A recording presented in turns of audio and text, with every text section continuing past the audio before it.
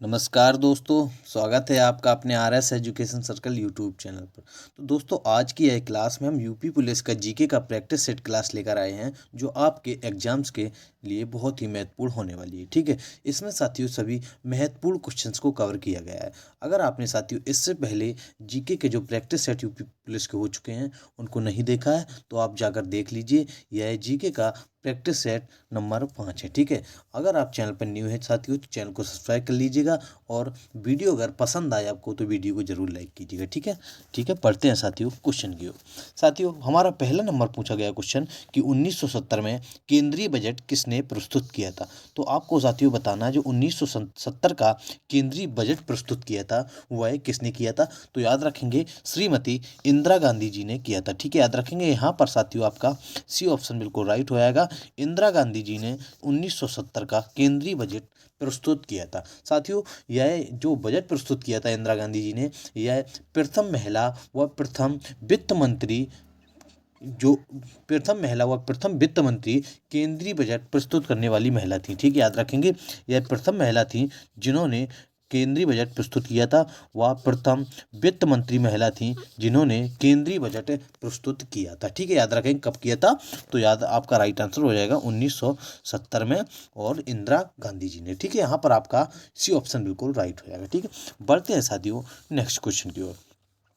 Question number साथियों आपका दूसरा पूछा गया है कि लोकतंत्र में सबसे महत्वपूर्ण व्यवस्था कौन होती है। साथियों, जब कोई देश में लोकतांत्रिक राज्य होता है तो कौन सी सबसे महत्वपूर्ण व्यवस्था होती है, आपके क्वेश्चन में पूछ रहा है। ठीक है, तो आपका राइट आंसर साथियों हो जाएगा सामाजिक। ठीक है, याद रखेंगे यहाँ पर आपका साथियों ए ऑप्शन बिल्कुल राइट हो जाएगा। सामाजिक व्यवस्था सबसे महत्वपूर्ण व्यवस्था होती है लोकतंत्र में। ठीक है, तो याद रखेंगे साथियों जब समाज ही सही से नहीं चलेगा तो लोकतंत्र में किस प्रकार का मूल जो सिद्धांत होते हैं सामाजिक में कि स्वतंत्रता, समता और बंधुत्व। ठीक है, याद रखेंगे जो सामाजिक में साथियों मूल सिद्धांत होते हैं स्वतंत्रता, समता और जब बंधुत्वता का अर्थ नहीं निकलेगा तो हमारा साथियों लोकतंत्र नहीं चल पाता है। इसलिए लोकतांत्रिक जो गणराज्य होता है साथियों उसमें सामाजिक का बहुत ही या समाज का बहुत ही महत्वपूर्ण व्यवस्था होती है, बहुत ही महत्वपूर्ण आधार होता है। ठीक है, यहाँ पर ये ऑप्शन आपका राइट हो जाएगा। क्वेश्चन नंबर साथियों तीसरा आपका पूछा गया है कि गांधी जी द्वारा असहयोग आंदोलन किस कारण वापस लिया गया था। तो साथियों आपको बताना जो गांधी जी ने असहयोग आंदोलन वापस लिया था वह साथियों क्यों लिया गया था। तो यहाँ पर आपका राइट आंसर साथियों हो जाएगा वह चौरी चौरा कांड के द्वारा साथियों वापस ले लिया गया था। ठीक है, याद रखेंगे यहाँ पर आपका ए ऑप्शन साथियों बिल्कुल राइट हो जाएगा। चौरी चौरा जो घटना हुई थी उत्तर प्रदेश गोरखपुर में साथियों, उसी घटना के कारण गांधी जी ने असहयोग आंदोलन को साथियों वापस ले लिया था। ठीक है, याद रखेंगे यहाँ पर आपका ये ऑप्शन बिल्कुल राइट हो जाएगा।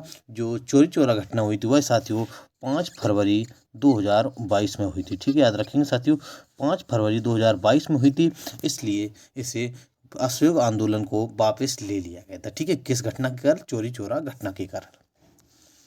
क्वेश्चन नंबर साथियों 4 पूछा गया है कि मौर्य वंश के बाद कौन सा राजवंश आया था। साथियों, जो मौर्य वंश था उस वंश के बाद कौन सा वंश आया था जिसने शासन किया था। तो आपका राइट आंसर साथियों हो जाएगा शुंग वंश। ठीक है, यहाँ पर साथियों आपका बी ऑप्शन बिल्कुल राइट हो जाएगा। याद रखेंगे शुंग वंश मौर्य वंश के बाद आने वाला वंश था। ठीक है, बढ़ते हैं साथियों नेक्स्ट क्वेश्चन की ओर। सभी क्वेश्चन साथियों बहुत ही महत्वपूर्ण हैं आपके यूपी पुलिस के एग्जाम्स के लिए। तो साथियों जो भी लोग तैयारी कर रहे हैं तो वे इस प्रैक्टिस सेट या सभी प्रैक्टिस सेट को अच्छे से कंप्लीट कर लीजिएगा, जो आपके एग्जाम्स के लिए बहुत ही महत्वपूर्ण होने वाले। ठीक है, सभी साथियों प्रीवियस ईयर एग्जाम्स क्वेश्चंस और आने वाले सभी एग्जाम्स क्वेश्चंस के कवर किए गए हैं। ठीक है, साथियों क्वेश्चन नंबर आपका 5 पूछा गया है कि स्टेनलेस स्टील तैयार करने के लिए लोहे के साथ कौन सी महत्वपूर्ण धातु उपयोग में लाई जाती है। तो साथियों आपको बताना जो स्टेनलेस स्टील को तैयार किया जाता है तब लोहे के साथ कौन सी महत्वपूर्ण धातु उपयोग में लाई जाती है। तो याद रखेंगे यहाँ पर आपका साथियों बी ऑप्शन बिल्कुल राइट हो जाएगा, क्रोमियम का उपयोग किया जाता है। ठीक है, बी ऑप्शन आपका राइट हो जाएगा। जो स्टेनलेस स्टील होती है साथियों उसको तैयार करने के लिए क्रोमियम का उपयोग किया जाता है। तो यहाँ पर साथियों आपका ऑप्शन बी क्रोमियम है, लेकिन क्रोमियम और निकेल का प्रयोग किया जाता है साथियों। इसके साथ निकिल और, लेकिन ऑप्शन में हमारे निकिल नहीं है तो हम बता दे रहे हैं निकिल का 82% और क्रोमियम का साथियों 18% प्रयोग किया जाता है। ठीक है, यहाँ पर आपका राइट आंसर साथियों ऑप्शन बी हो जाएगा। क्रोमियम का स्टेनलेस स्टील या इस्पात बनाने में क्रोमियम का प्रयोग किया जाता है और निकिल का भी प्रयोग किया जाता है। ठीक है, आपका बी ऑप्शन बिल्कुल राइट हो जाएगा। क्वेश्चन नंबर साथियों 6 है आपका कि असंभव शब्द मूर्खों की शब्दकोश में पाया जाता है, यह प्रसिद्ध किसकी युक्ति। तो आपको बताना साथियों जो युक्ति है ये कि असंभव शब्द मूर्खों की शब्दकोश में पाया जाता है। जो असंभव शब्द होता है साथियों वह मूर्खों की शब्दकोश या उनके बातों में पाया जाता है। यह किसकी युक्ति है, तो याद रखेंगे यहाँ पर आपका राइट आंसर साथियों हो जाएगा जो नेपोलियन बोनापार्ट थे उनकी यह युक्ति थी। ठीक है, यहाँ पर आपका डी ऑप्शन साथियों बिल्कुल राइट होएगा। नेपोलियन बोनापार्ट की यह युक्ति थी कि असंभव शब्द मूर्खों की शब्दकोश में पाया जाता है। ठीक है, बढ़ते हैं साथियों क्वेश्चन नंबर 7 की ओर। क्वेश्चन नंबर साथियों 7 पूछा गया है कि बौद्ध धर्म के अष्टांग मार्ग में निम्न में से क्या शामिल नहीं है। साथियों आपको बताना है जो बौद्ध धर्म के अष्टांग मार्ग में शामिल नहीं है वह इन ऑप्शंस को देख के आपको बताना है। ठीक है, राइट आंसर साथियों आपका हो जाएगा सदेच्छा। ठीक है, याद रखेंगे जो सदेच्छा है साथियों वह बौद्ध धर्म के जो अष्ट मार्ग है या अष्टांग मार्ग हैं उनमें शामिल नहीं है। ठीक है, सद्वाड़ी भी शामिल है, सद्विचार भी शामिल है और साथियों उसके साथ सदाचारण भी शामिल है। यहाँ पर आपका सी ऑप्शन बिल्कुल साथियों राइट हो जाएगा। क्वेश्चन नंबर आपका 8 पूछा गया है कि अप्रतिकारी गैस का नाम क्या है। जो अप्रतिकारी गैस है साथियों उसका नाम क्या है, तो आपको बताना है। तो राइट आंसर साथियों आपका हो जाएगा हाइड्रोजन। ठीक है, याद रखेंगे जो हाइड्रोजन साथियों होती है वह अप्रतिकारी गैस होती है। ठीक है, यहाँ पर आपका बी ऑप्शन साथियों राइट हो जाएगा। हाइड्रोजन अप्रतिकारी गैस होती है जिसे H2 कहते हैं। ठीक है, तो बात करते हैं साथियों जो हाइड्रोजन होता है वह ब्रह्मांड में सर्वाधिक मात्रा में पाई जाने वाली गैस है। ठीक है, सर्वाधिक साथियों ब्रह्मांड में पाई जाती है गैस वह साथियों हाइड्रोजन पाई जाती है। यह आवर्त सारणी का पहला तत्व होता है साथियों और यह सबसे हल्का भी तत्व होता है। ठीक है, यह आवर्त सारणी के साथियों पहले नंबर पर आने वाला तत्व होता है और यह सबसे हल्का भी तत्व होता है। याद रखेंगे कभी कभी एग्जाम्स में साथियों हमारे पूछा जाता है कि ब्रह्मांड में सबसे ज़्यादा पाई जाने वाली गैस का नाम बताइए, तो आप बता देंगे यहाँ से कि हाइड्रोजन होता है। ठीक है, और यह तत्व साथियों आवर्त सारणी में सबसे पहले स्थान पर पाया जाता है और सबसे हल्का भी होता है। ठीक है, तो याद रखेंगे सभी पॉइंट्स आपके एग्जाम के पॉइंट ऑफ व्यू से बहुत ही महत्वपूर्ण है। ठीक है, बढ़ते हैं साथियों क्वेश्चन नंबर 9 की ओर। क्वेश्चन नंबर साथियों 9 पूछा गया आपका कि तोते का अनुमानित जीवन काल कितना होता है। तो साथियों आपको बहुत ही अच्छे से पढ़ के क्वेश्चन को बताना है कि तोते का जो अनुमानित जीवन काल होता है वह 70 वर्ष होता है। ठीक है, याद रखेंगे 70 वर्ष साथियों तोते का जीवन काल होता है। यहाँ पर आपका साथियों सी ऑप्शन बिल्कुल राइट हो जाएगा। तोते का जीवन काल 70 वर्ष होता है। क्वेश्चन नंबर साथियों 10 है आपका कि भारत की सबसे बड़ी तेल रिफाइनरी कहाँ स्थित है। साथियों जो आपको बताना जो भारत की सबसे बड़ी तेल रिफाइनरी है वह कहाँ पर स्थित है, तो राइट आंसर आपका हो जाएगा गुजरात जामनगर में भारत की सबसे बड़ी तेल रिफाइनरी स्थित है। ठीक है, याद रखेंगे कहाँ पर है, गुजरात जामनगर में साथियों भारत की सबसे बड़ी तेल रिफाइनरी स्थित है। ठीक है, यहाँ पर आपका बी ऑप्शन साथियों बिल्कुल राइट हो जाएगा गुजरात जामनगर में। ठीक है साथियों, अगर आप चैनल पर न्यू है तो अगर आपने सब्सक्राइब नहीं किया है चैनल को सब्सक्राइब कर लीजिएगा और जीके के अच्छे प्रैक्टिस सेट करने के लिए ठीक है रेडी हो जाएगी। रोज एक प्रैक्टिस सेट आता है जो आपके एग्जाम्स के लिए बहुत ही महत्वपूर्ण होने वाले हैं। क्वेश्चन नंबर साथियों 11 पूछा गया है कि मानवीय आंखों की अधिकतम सुग्रहित किस क्षेत्र में पाई जाती है। साथियों जो मानवीय आंख होती है उसमें अधिकतम जो सुग्रहित होती है वह किस क्षेत्र में होती है, तो आपका राइट आंसर हो जाएगा हरित क्षेत्र में होती है। यहाँ पर साथियों आपका बी ऑप्शन बिल्कुल राइट हो जाएगा। हरित क्षेत्र में सबसे अधिक सुग्राहित मानव आंख होती है। ठीक है, बी ऑप्शन आपका राइट हो जाएगा। ठीक है साथियों, सभी क्वेश्चंस बहुत ही महत्वपूर्ण है तो आप क्लास को बिल्कुल स्किप मत कीजिएगा और अच्छे से क्लास को कंप्लीट कर लीजिएगा। साथियों क्वेश्चन नंबर 12 पूछा गया है कि प्रकाश के वेग की गणना सबसे पहले किसने की थी। साथियों जो प्रकाश के वेग की गणना की गई थी वह याद रखेंगे सबसे पहले साथियों रोमर के द्वारा की गई थी। याद रखेंगे यहाँ पर आपका ए ऑप्शन साथियों बिल्कुल राइट हो जाएगा। रोमर के द्वारा साथियों प्रकाश के वेग की गणना की गई थी। ठीक है, किसके? प्रकाश के साथियों जो वेग की गणना की गई थी वह की गई थी। जो प्रकाश की साथियों वायु में चाल होती है, जो वायु की गति कुछ बढ़ते हैं क्वेश्चन नंबर 13 की ओर साथियों। जो अम्लीय वर्षा किसके कारण होती है? साथियों जो अम्लीय वर्षा होती है वह सल्फर डाइऑक्साइड और नाइट्रस ऑक्साइड के कारण होती है। ठीक है, याद रखेंगे। यहाँ पर साथियों आपका बी ऑप्शन बिल्कुल राइट हो जाएगा। सल्फर डाइऑक्साइड और नाइट्रस ऑक्साइड के कारण होती है। ठीक है, SO2 प्लस NO2 के कारण, सल्फर डाइऑक्साइड और नाइट्रस ऑक्साइड के कारण। ठीक है, बढ़ते हैं साथियों क्वेश्चन नंबर 14 की ओर। 14 नंबर क्वेश्चन पूछा गया आपका साथियों कि 1930 में पहली बार राष्ट्रमंडल खेल कहाँ आयोजित किए गए थे?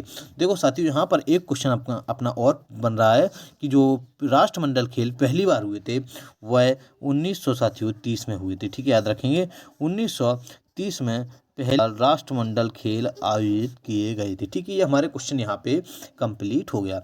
उसके साथ साथियों पूछ रहा है कि कहाँ पर आयोजित किए गए थे? तो याद रखेंगे कनाडा में आयोजित किए गए थे। ठीक है, यहाँ पर आपका साथियों बी ऑप्शन राइट हो जाएगा।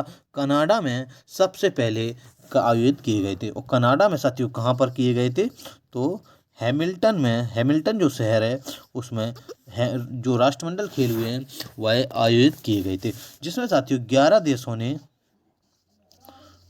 देशों ने व 400 जो प्लेयर थे उन्होंने भाग लिया था। ठीक है, यहाँ पर आपका आंसर हो जाएगा जो 11 देश थे और 411 देशों के खिलाड़ियों ने भाग लिया था। यह कनाडा हैमिल्टन में इसका आयोजन हुआ था। और जो पहले राष्ट्रमंडल खेले हुए साथियों सबसे पहले 1930 में हुए थे। ठीक है, बढ़ते हैं साथियों क्वेश्चन नंबर 15 की ओर।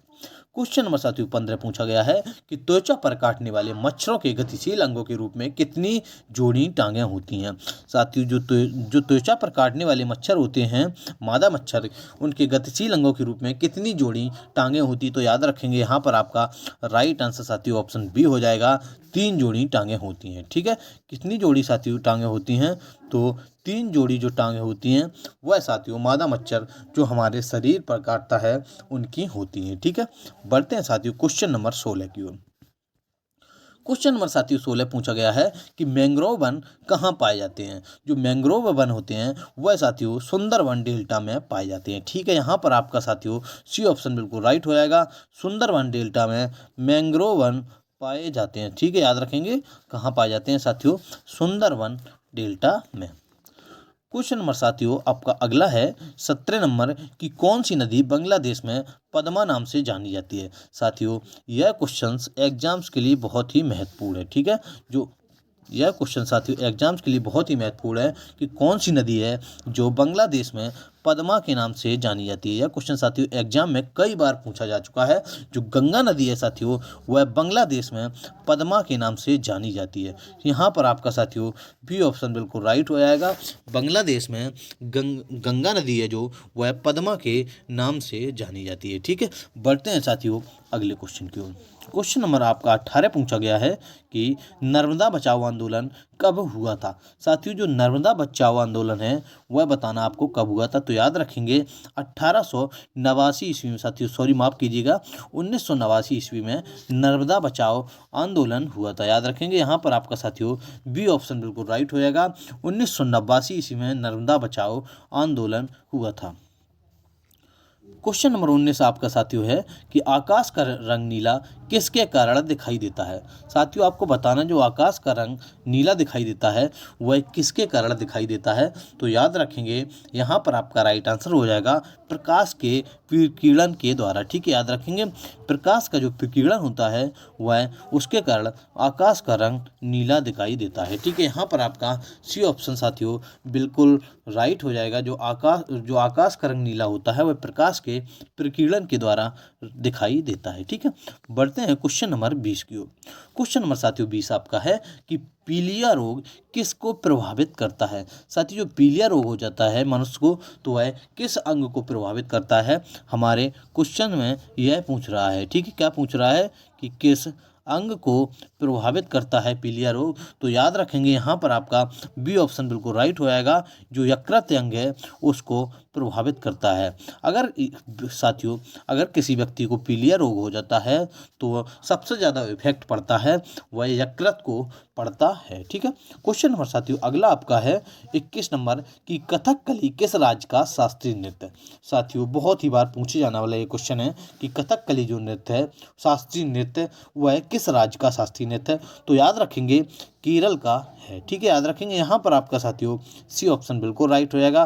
जो केरल का शास्त्रीय नृत्य है वह कथकली है। ठीक है, बढ़ते हैं साथियों क्वेश्चन नंबर 22 की ओर। क्वेश्चन नंबर 22 पूछा गया है कि स्वतंत्रता के लिए क्या अनिवार्य है। साथियों आपको बताना है कि स्वतंत्रता के लिए क्या अनिवार्य होता है।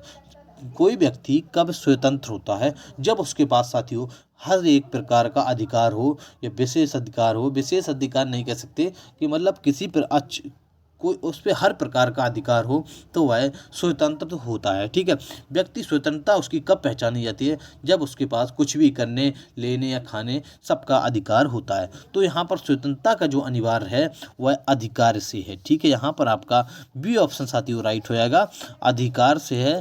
स्वतंत्रता का जो अनिवार्य है वह अधिकार से है। साथियों जो स्वतंत्रता का अधिकार है वह किस अनुच्छेद में है। स्वतंत्रता का अधिकार